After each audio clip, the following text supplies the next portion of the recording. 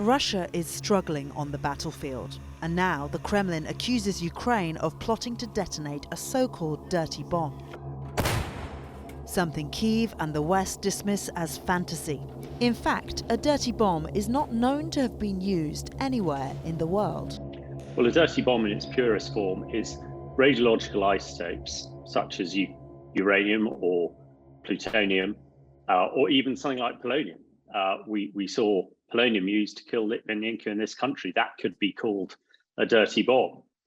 The idea is that you then explode these radiological isotopes, radiological material, and that spreads contamination.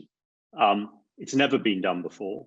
It's always been threatened, and it makes a very good storyline in James Bond novels and other terrifying books.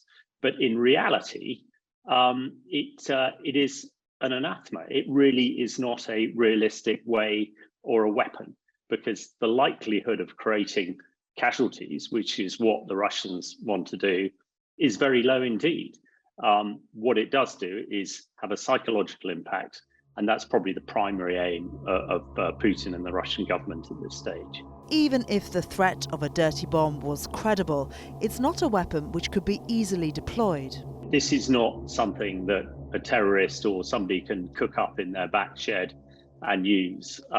Getting hold of radiological isotopes is very difficult, highly controlled, and certainly uranium and plutonium would only really be available to states. So if there is a dirty bomb used with these isotopes, it could only really come from Russia or another nuclear power.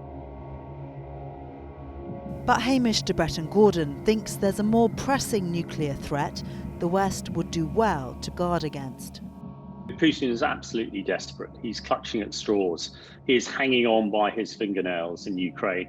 I think he's looking to any potential conventional warfare tactic he can use to try and turn it around.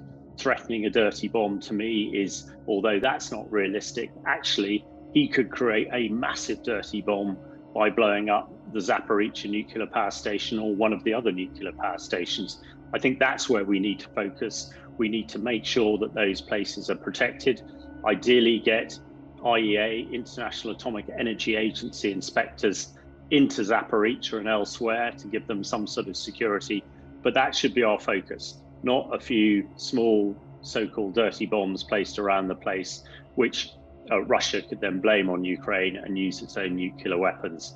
It is the nuclear power industry that is the most dangerous and could create a massive dirty bomb, and we need to try and protect those places. If you enjoyed this video, don't forget to like and subscribe.